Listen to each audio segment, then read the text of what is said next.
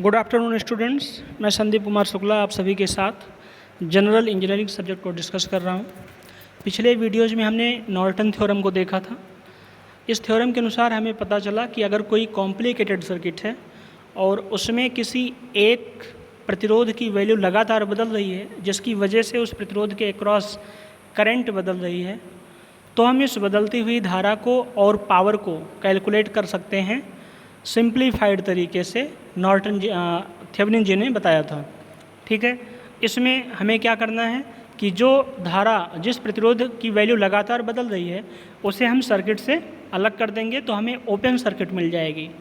इस open circuit के across कितना वोल्टेज अभी है वो हम सर्किट में किरचॉफ लॉ लगा करके निकाल लेंगे। ठीक है, जिसे ओपन सर्किट वोल्टेज या VTH अर्थात थेवेनिन वोल्टेज कह देंगे। ठीक है, नेक्स्ट स्टेप आता है हमारा कि इस ओपन सर्किट में जो हमारा इक्विवेलेंट रेजिस्टेंस है वो कैसे निकालें। तो इसके लिए ज़रूरी है कि जो वोल्टेज सोर्स है उसे आप शॉर्ट कर दीजिए। अगर वोल्टेज सोर्स लगाए तो उसे सिंपली शॉर्ट कर दीजिए, और अगर करंट सोर्स लगाए तो उसे ओपन कर दीजिए। इस प्रकार आपको एक नेटवर्क मिल जाएगा रेजिस्टेंस का। तो इस नेटवर्क की आप इक्विवेलेंट रेजिस्टेंस निकाल लीजिए। माना वो RTH है, RTH आपको मिल गया। तो आपको VTH पहले मिल चुका था, RTH अब मिल चुका है। इस VTH के साथ RTH को सीरीज में जोड़ दीजिए तो आपको दो टर्मिनल मिल जाएगा, और इन दोनों टर्मिनल के क्रॉस आप जो आपका लोड रेजिस्टेंस है जो लगातार बदल रहा है उसको ऐड कर दीजिए। तो पूरे कॉम्प्लिकेटेड सर्किट को आप एक सिंप्लीफाइड सर्किट में बदल सकते हैं, जिसमें केवल एक वोल्टेज और इक्विवेलेंट रेजिस्टेंस आपस में श्रेणी क्रम में लगे होंगे। ठीक है, इस प्रकार आप किसी कॉम्प्लिकेटेड सर्किट में भी आसानी से किसी परिवर्तनशील रेजिस्टेंस के अक्रॉस धारा और पावर की वैल्यू निकाल सकते हैं। दूसरा थ्योरम है हमारा नॉर्टन थ्योरम। नॉर्टन जी का थ्योरम भी बहुत ही आसान है, कोई अलग नहीं है। इसे कह सकते हैं थेवेनिन का ये एक परिवर्ती रूप है, अर्थात शुद्ध रूप है, या दोबारा ऐसे कह सकते हैं मॉडिफिकेशन है इनका। इसमें क्या किया गया, जो वोल्टता स्रोत था यानी वोल्टेज सोर्स VTH, उसके स्थान पर हमने करंट सोर्स लगा दिया है, जिसे हमने ISC कह दिया। क्योंकि उसमें क्या करते थे, जो लोड रेजिस्टेंस होता था उसे हम रिमूव कर देते थे तो सर्किट हमारी क्या हो जाती थी, ओपन हो जाती थी। यहाँ हमें सर्किट को ओपन ना करते हुए सर्किट को शॉर्ट कर देना है। क्या कर देना है, शॉर्ट कर देना है। तो शॉर्ट करने के कारण जो हमारा आएगा उसमें करंट, उसे क्या कह देंगे, शॉर्ट सर्किट करंट या ISC। ठीक है, और इसके बाद जो हमारे वोल्टेज सोर्स हैं उनको शॉर्ट कर देंगे, और करंट सोर्स है तो ओपन कर देंगे, और हमें इक्विवेलेंट रेजिस्टेंस मिल जाएगा। तो इस रेजिस्टेंस को हम RN बोल देते हैं, नॉर्टन रेजिस्टेंस। और इस नॉर्टन रेजिस्टेंस को जो हमने अभी ISC प्राप्त किया था यानी शॉर्ट सर्किट करंट, उसके साथ पैरेलल में जोड़ देते हैं, और इस समायोजन के दो टर्मिनल्स के साथ जो लोड रेजिस्टेंस है उसको ऐड कर देते हैं। ठीक है, तो हमारे पास अब क्या हो जाएगा कि किसी कॉम्प्लिकेटेड सर्किट को हमने किसी वेरिएबल रेजिस्टेंस के दो टर्मिनल के अक्रॉस एक सिंप्लीफाइड सर्किट में बदल दिया है, जिसमें सिर्फ दो एलिमेंट हैं, एक है करंट सोर्स और दूसरा इक्विवेलेंट रेजिस्टेंस, जो आपस में पैरेलल ढंग से जुड़े हुए हैं। ठीक है, ये हो जाएगा। ठीक, तो नॉर्टन थ्योरम बिल्कुल भी अलग नहीं है, जस्ट थोड़ा सा मॉडिफिकेशन है किसका, थेवेनिन का। तो ये इनकी थ्योरम क्या कहती है नॉर्टन जी की, कि अगर कोई एक कॉम्प्लिकेटेड सर्किट है, ठीक है, कि कोई कॉम्प्लिकेटेड सर्किट है, उसमें कोई एक रेजिस्टेंस वेरिएबल है, लगातार बदल रहा है, तो इस वेरिएबल रेजिस्टेंस के अक्रॉस पूरी बची हुई सर्किट को एक सिंप्लीफाइड सर्किट में परिवर्तित किया जा सकता है, जिसमें एक कांस्टेंट धारा सोर्स होगा और इक्विवेलेंट रेजिस्टेंस होगा, जो आपस में समांतर क्रम में जुड़े होंगे। वहाँ क्या था, आपस में सीरीज क्रम में जोड़े थे, पर वहाँ धारा नहीं था, कांस्टेंट वोल्टेज था, जिसे VTH कहा गया। ठीक है, और यहाँ क्या है, कांस्टेंट करंट सोर्स है और इक्विवेलेंट रेजिस्टेंस है, जो आपस में पैरेलल क्रम में जुड़े होंगे, सीरीज क्रम में जुड़े होंगे, सॉरी पैरेलल। ठीक है, पैरेलल कॉम्बिनेशन यानी समांतर क्रम में। ठीक है, तो ये आ जाएगा नॉर्टन। आगे देख लेते हैं इसमें ज़रा।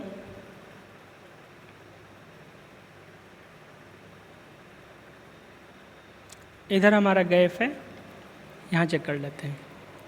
ठीक है, नॉर्टन थ्योरम अप्लाई करना है। इसके लिए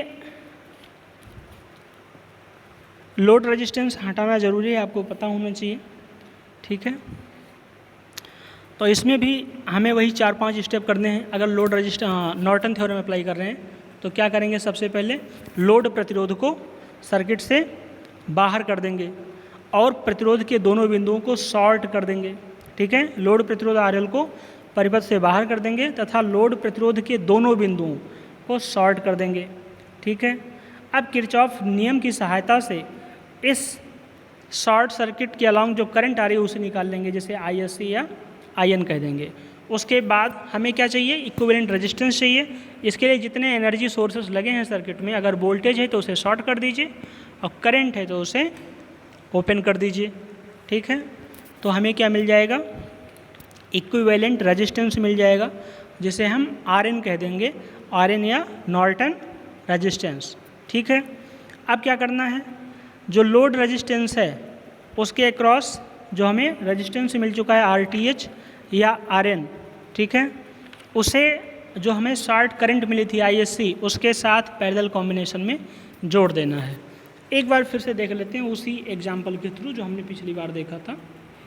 अब मान लीजिए हमारे पास,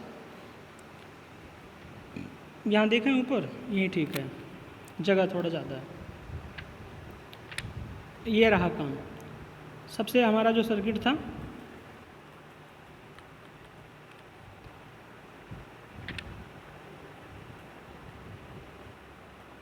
ये हमारी थी सर्किट, ठीक है।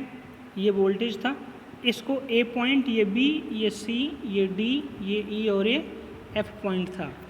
अब हमने कहा मान लो ये हमारा क्या है, RL है, यानी वेरिएबल रेजिस्टेंस है। बाकी जितने एलिमेंट हैं, ठीक है, ये सारे के सारे कांस्टेंट हैं, इनकी वैल्यू नहीं बदल रही और इसकी वैल्यू बदल रही है। तो हमने थेवेनिन में क्या किया था, इसे जस्ट रिमूव कर दिया था। क्या किया था, इसे रिमूव कर दिया था और सर्किट को ओपन कर दिया था, और इसके बाद इन दोनों टर्मिनल्स के क्रॉस हमने वोल्टेज की वैल्यू प्राप्त कर ली थी, जिसे ओपन वोल्टेज कहा था। अब यहाँ क्या करेंगे, यहाँ इसे ओपन नहीं रखेंगे बल्कि इसे ऐसे हम शॉर्ट कर देंगे और इसे कह देंगे ISC या IN, ठीक है, या तो इसे आप ISC कह दीजिए या IN, ठीक है, यानी शॉर्ट सर्किट करंट या नॉर्टन करंट। अर्थात इस ब्रांच से होकर अब जो करंट जाएगी शॉर्ट वाले रास्ते से, उसे ISC यानी शॉर्ट सर्किट करंट कहेंगे या नॉर्टन करंट कहेंगे। तो इसके द्वारा हम यहाँ किरचॉफ का नियम लगा करके इसमें कितनी करंट आ रही है ये बात हम निकाल लेंगे। तो हमें ISC मिल चुका होगा या IN मिल चुका होगा। अब दूसरा हमें चाहिए कि इस इक्विवेलेंट रेजिस्टेंस, एक सेकेंड, इसे थोड़ा सा सिंप्लीफाई करते हैं दोबारा सर्किट को। ISC तो हमें मिल ही चुका है, ठीक, एक सेकेंड, ये पॉइंट था हमारा B और ये था C, इसे हमने शॉर्ट कर दिया था। अब ज़रूरी है ये जो सर्किट है इसका हम इक्विवेलेंट रेजिस्टेंस निकालें। तो उसके लिए क्या कहा गया कि जितने भी एनर्जी सोर्स हैं, पावर सोर्स, ये स्टेप नंबर कौन सा है, तीसरा। पहला क्या किया था, लोड रेजिस्टेंस को हटा करके सर्किट को शॉर्ट कर दिया। दूसरे स्टेप में ISC निकाल लिया, अभी आपके सामने बताया किरचॉफ लॉ लगा करके। तीसरा स्टेप क्या करना है, इस सर्किट का हमें इक्विवेलेंट रेजिस्टेंस निकाल देना है। उसके लिए क्या करेंगे, ये जो हमारा एनर्जी सोर्स है, वोल्टेज या करंट, वोल्टेज है तो इसे सिंपली क्या कर दें, शॉर्ट कर देते हैं, ठीक है। वोल्टेज है तो सिंपली इसे क्या करेंगे, शॉर्ट कर देंगे, ठीक, इस प्रकार से। अब ये शॉर्ट हो गया। अब इस सर्किट का हम क्या निकाल लेंगे, इक्विवेलेंट रेजिस्टेंस। और मान लिया जो इक्विवेलेंट रेजिस्टेंस निकल के आया वो आ गई वैल्यू हमारी RN, क्या आ गया, RN, इक्विवेलेंट रेजिस्टेंस। अब ध्यान से, हमें दो चीज़ें मिल चुकी हैं, एक तो क्या मिल चुका है, ISC मिल चुका है, ISC, और दूसरा RN मिल चुका है। अब नॉर्टन जी ने क्या कहा कि इस RN को ISC के साथ पैरेलल में जोड़िए, यानी कुछ इस प्रकार से, एक सेकेंड। तो जो हमारा ISC आया उसे हमने ऐसे जोड़ दिया, ये करंट है हमारी, और इसके साथ हमारा जो रेजिस्टेंस अभी RN निकल के आया इसे पैरेलल में जोड़ दिया। तो ये RN हो गया और ये ISC हो गया, और इसके जो दो टर्मिनल्स हैं इसके क्रॉस जो हमारा RL था उसको जोड़ दिया।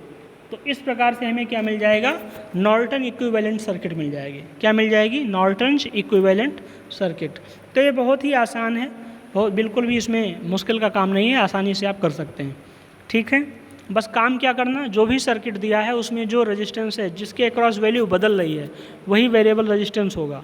ठीक है, जैसे मान लो उसने कहा कि एक दी गई सर्किट है जिसमें 5 ओम का जो रेजिस्टेंस है ये वेरिएबल है, इसका वैल्यू बदल रही है, तो आप उसे क्या करोगे, शॉर्ट कर दोगे।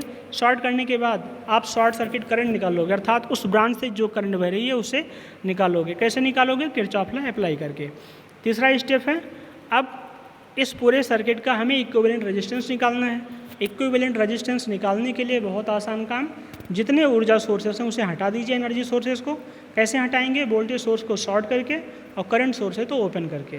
आप इक्विवेलेंट रेजिस्टेंस की वैल्यू निकाल लोगे, मिल जाएगा, मान लो Rn मिल गया।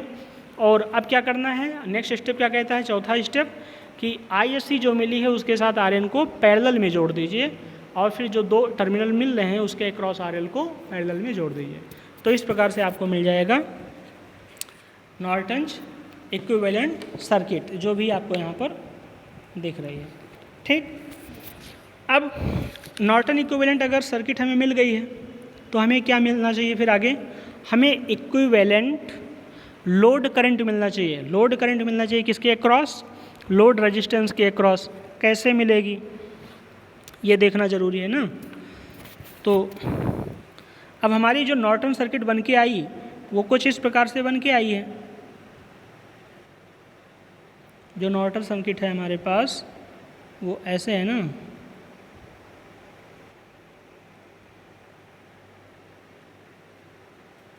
एक सेकंड, पेन हमारी ज़्यादा मोटी हो गई।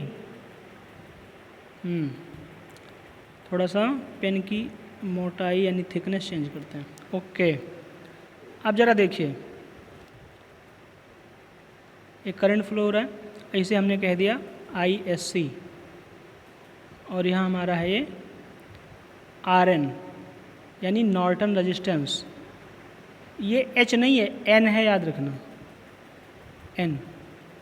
ये थोड़ा सा इसे सही से लिख देता हूँ वरना आप लोग कंफ्यूज हो जाएंगे। और इसके जो बाकी दो टर्मिनल हैं इसके अक्रॉस हमने क्या जोड़ दिया है, अपना RL यानी प्रतिरोध वाला। अब हमें निकालना क्या है, इस RL के अक्रॉस जो करंट फ्लो हो रही है IL, उसकी वैल्यू हमें कैलकुलेट करनी है। तो IL कैसे निकालेंगे, यही तो इम्पोर्टेंट है। तो IL निकालने के लिए हम ओम्स लॉ लगा लेंगे। ओम्स लॉ क्या कहता है, V इक्वल्स टू IL, तो हमें क्या चाहिए, VL equals to IL RL। RL तो अपने पास है भैया, कोई दिक्कत नहीं। अब अगर हमें क्या मिल जाए, VL मिल जाए, ठीक है, इस लोड रेजिस्टेंस के अक्रॉस वोल्टेज, तो हमारा काम हो सकता है। तो कैसे निकालेंगे, तो सबसे पहले तो हमारे जो दो रेजिस्टेंस हैं, ठीक है, जो दोनों आपस में पैरेलल में जुड़े हैं इस नॉर्टन सर्किट में, इसका इक्विवेलेंट निकाल लें। तो मान लेते हैं वो हो जाएगा RT। क्या आ जाएगा, RT। तो RT इक्वल्स टू क्या आ जाएगा, RT इक्वल्स टू आ जाएगा हमारे पास, सॉरी 1/RT आएगा ना, क्योंकि ये पैरेलल में है। तो 1/RT equals to 1/RN plus 1/RL। ठीक है, 1/RN प्लस 1/RL। इसे जब हम सॉल्व करेंगे तो हमें मिलेगा क्या, हमें मिल जाएगा RT इक्वल्स टू, यानी टोटल रेजिस्टेंस इक्वल्स टू क्या चीज़, RN into RL upon RN plus RL। ये आप इक्विवेलेंट में आप देख चुके हैं कैसे निकालते हैं। ठीक है, अब RT अगर मिल चुका है तो हमें VT निकाल लेना चाहिए, यानी टोटल कितना वोल्टेज आएगा। तो I से मल्टीप्लाई कर देंगे कितना करंट इसमें फ्लो हो रहा है। ठीक है, अब इस धारा स्रोत है, इसके अक्रॉस कितना VTH, कितना VT कितना होगा, टोटल वोल्टेज। तो V इक्वल्स टू आपको पता है I इंटू R, तो VT इक्वल्स टू आ जाएगा I इंटू RT। तो जो I है वो I क्या हो जाएगी, ISC, क्योंकि यही तो धारा स्रोत है।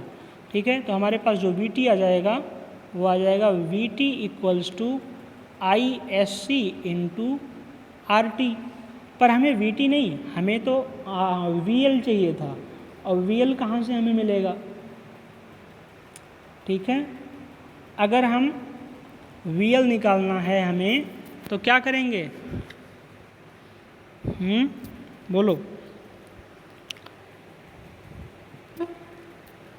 VL, अब जो VL होगा इसके अक्रॉस, चूँकि हमारा जो BL होगा वो RL के अक्रॉस होगा, पर RL कैसे जुड़ा है? समांतर क्रम में जुड़ा है, श्रेणी क्रम में, समांतर क्रम में। तो समांतर क्रम में जो वोल्टेज आएगा वही सारे एलिमेंट्स के लिए सेम होगा। तो जो VT है वही हमारा क्या आ जाएगा? VL। तो चाहे BT रहने दीजिए चाहे VL रहने दीजिए, तो हमें अब जो करंट मिल जाएगा इस RL के अक्रॉस, वो क्या आ जाएगा? VL equals to IL into RL, या फिर IL equals to VL upon RL। ठीक है, VL अपॉन RL। और VL ही क्या है? हमारा VT है, क्योंकि जो एक्रॉस लोड रेजिस्टेंस के एक्रॉस वोल्टेज है वही इस नॉर्टन रेजिस्टेंस के एक्रॉस वोल्टेज है, और वही इस धारा स्रोत के एक्रॉस रेजिस्टेंस है, क्योंकि तीनों आपस में किस में जुड़े हैं? पैरेलल में जुड़े हैं।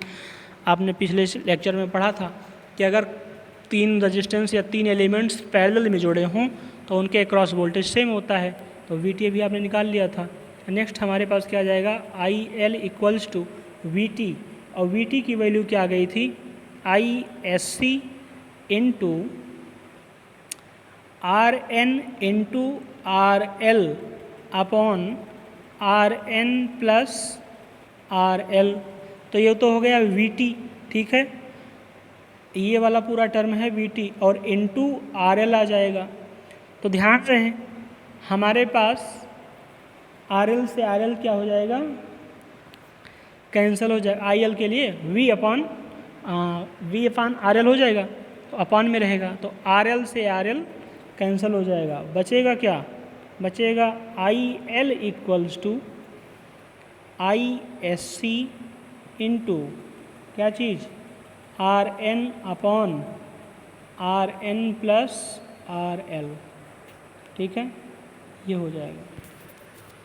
तो आप इसमें सिंपली याद कर सकते हैं, करंट IL इक्वल्स टू क्या आ जाएगा? ISC into RN upon RN plus RL। ठीक है, ये हो जाएगा हमारा करंट अक्रॉस लोड रेजिस्टेंस। एक बार आपको फिर से बता दूं कि ये चीज़ें हुई कैसे। हमने कहा था हमारा ये जो इक्विवेलेंट सर्किट आ गया था, वहाँ तक आप समझ गए होंगे। तो उसको हमने ऐसे कन्वर्ट किया था। ठीक,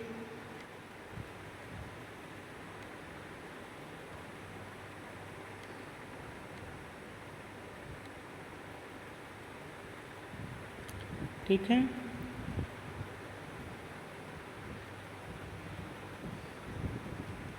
अब ये हमारा क्या था? RN था, ये हमारा है RL, और ये है ISC करंट सोर्स। ध्यान से देखिए, RL, RN, ISC तीनों किस में जुड़े हैं? पैरेलल में जुड़े हैं। और पैरेलल हमने कहा था जितने एलिमेंट पैरेलल में जुड़े होते हैं उनके अक्रॉस जो वोल्टेज होगा वही क्या आ जाएगा? सबके अक्रॉस वोल्टेज होगा। तो इसके अक्रॉस हमने वोल्टेज निकाल लिया था। V इक्वल्स टू क्या होता है? I into R। तो R के लिए सबसे पहले हमें क्या लगाना पड़ेगा? कॉमन इक्विवेलेंट रेजिस्टेंस निकालना पड़ेगा। तो वो कैसे मिलेगा? RT इक्वल्स टू हमने निकाल लिया था, पैरेलल में है तो वहाँ से हमें क्या मिल गया? वहाँ से मिल गया था RN into RL upon RN plus RL, ये मिला था। ठीक है, उसके बाद अगर हम इसके अक्रॉस अगर वोल्टेज निकालना चाहें VT, तो V इक्वल्स टू ये क्या आ जाता? VT इक्वल्स टू RT, यानी जो टोटल रेजिस्टेंस आया इंटू करंट, कितना करंट चल रहा है इसके अक्रॉस? ISC, तो ये आ जाएगा। तो इस प्रकार से जो टोटल हमें VT मिला था वो क्या मिल जाता? एक सेकंड आगे बताएं टोटल VT यहाँ से। तो VT इक्वल्स टू ISC और इंटू RN कितना आया था? इंटू, या ऐसे लगा दें, ये था RN into RL upon RN plus RL, ये आ गया था VT। अब ये जो VT है वही VT इस पॉइंट के अक्रॉस भी है। ठीक है, इस पॉइंट के अक्रॉस यही VT इस पॉइंट के अक्रॉस, और यही VT इस अक्रॉस के। और जब यही VT इस अक्रॉस RL के अक्रॉस पहुँचेगा तो इसे हम VT की जगह VL भी कह सकते हैं। ठीक है, अब याद रखें IL कैसे निकाल सकते हैं? VL है हमारे पास, IL है हमारे पास, तो हम V इक्वल्स टू IR लगा करके क्या IL नहीं प्राप्त कर सकते? तो आई एल हमारे पास क्या आ जाएगा, I L equals to V L into R L, और वी एल हमारे पास था I S C into R N into R L upon R N plus R L, bracket बंद। ठीक है, ये भी हो गया।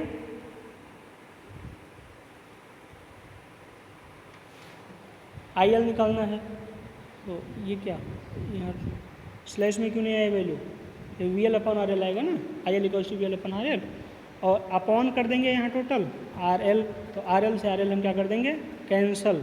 तो हमारे पास जो आई एल बचेगा वो हो जाएगा I L equals to I S C into और N upon R N plus R L.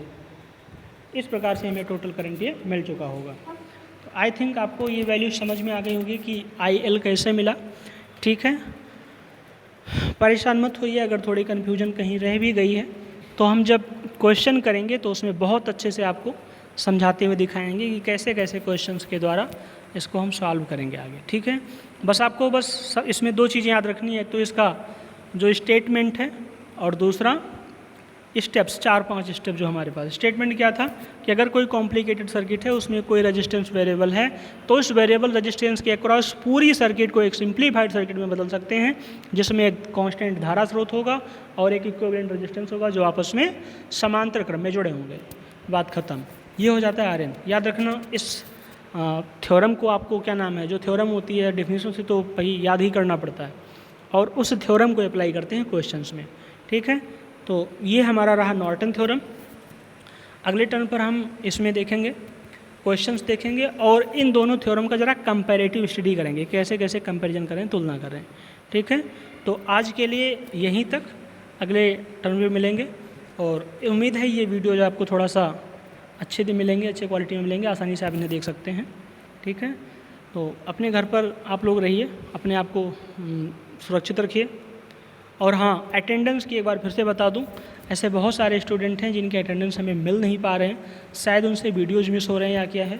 तो इसके लिए ज़रूरी है, जिन बच्चों ने अभी तक वीडियोज़ को, इस चैनल को सब्सक्राइब ना किया हो, वो सब्सक्राइब करके बेल आइकन पर क्लिक कर देंगे, तो जैसे वीडियो रिलीज़ होंगे उनको उसके नोटिफिकेशन मिल जाएंगे, वो जा करके अटेंडेंस वगैरह अपना कर सकते हैं वीडियोज़ को देख करके। ठीक है, तो ये बहुत ज़रूरी बात है। अटेंडेंस को एक बार मैं फिर से बता दूं, अटेंडेंस का फॉर्मेट बता चुका हूं, और ये ज़रूरी है, अटेंडेंस इंपॉर्टेंट है, अटेंडेंस मिलना चाहिए हमें। अटेंडेंस कहाँ देना है आपको पता है, वीडियोस के डिस्क्रिप्शन कमेंट बॉक्स में जा करके आपको अटेंडेंस लिखना है। मान लो किसी का नाम राम है, तो वो क्या करेगा, सबसे पहले अपना नाम राम, फिर स्लैश रोल नंबर मान लीजिए उसका है 1009। ठीक है, फिर सेमेस्टर स्लैश करके सेमेस्टर लिख देगा, सेकेंड सेम। ठीक है, और MERAC। इस प्रकार से आप अपना अटेंडेंस दे देंगे। ठीक है, तो आज के वीडियो में अभी हम यहीं तक रखते हैं। Thank you so much.